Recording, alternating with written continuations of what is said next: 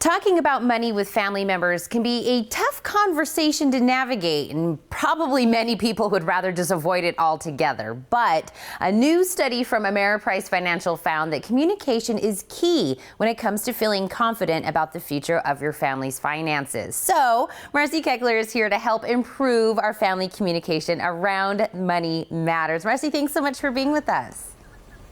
Thank you. My pleasure to be here. You know what, are families actually having this conversation about money, even though it's a little awkward? They are. We asked families, are you talking about finances together? And what we found is that the majority of families say they are having conversations about money.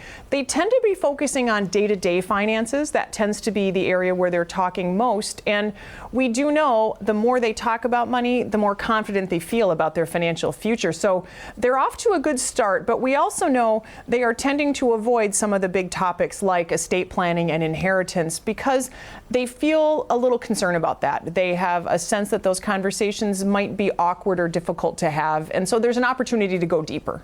So what were some of maybe the more surprising things that we found out from the study?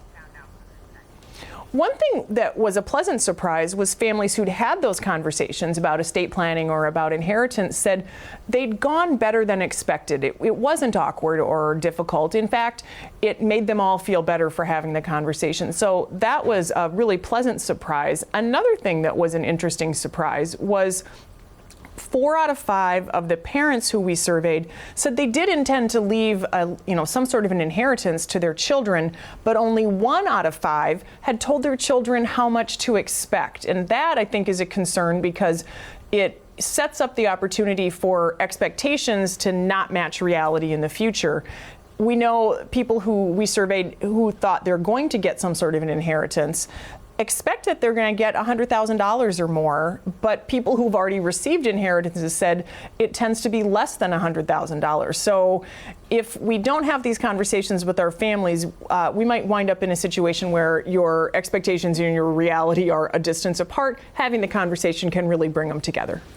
Well, and I think kind of the obvious reasons this conversation is awkward is obviously it is centered around somebody passing, and also maybe it could be a little awkward, like you said, maybe the expectations and the reality don't quite match. So could be an awkward conversation. But why is it so important that we actually push through that awkwardness and go into those conversations?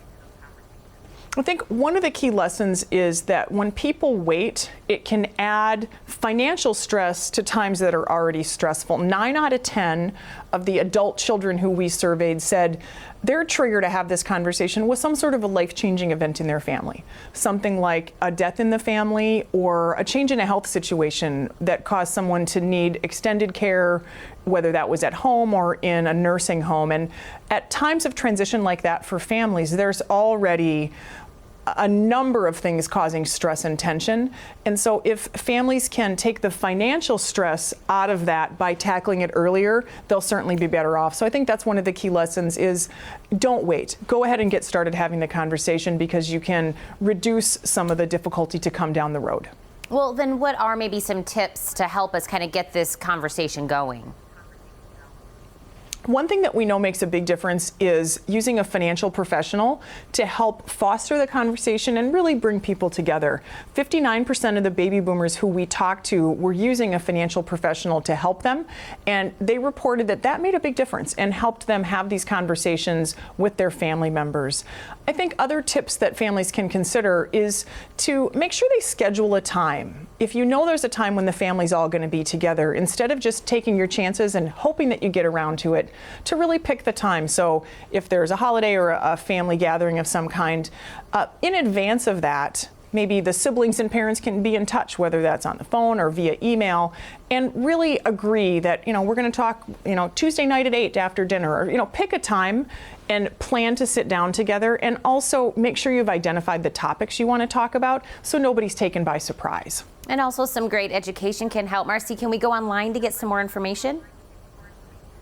You absolutely can. We have lots of great information at our website, ameriprise.com/familywealth. And one of the key lessons there is make sure if you've done the work to lay out a will and all the other important documents, your family knows where to find them. That's one of the key tips, and you can see more at ameriprise.com/familywealth. Well, thank you so much for talking about such a great topic today that, like we said, is very important to every family. Thanks, Tina. Don't go anywhere. The Morning Blend will be right back.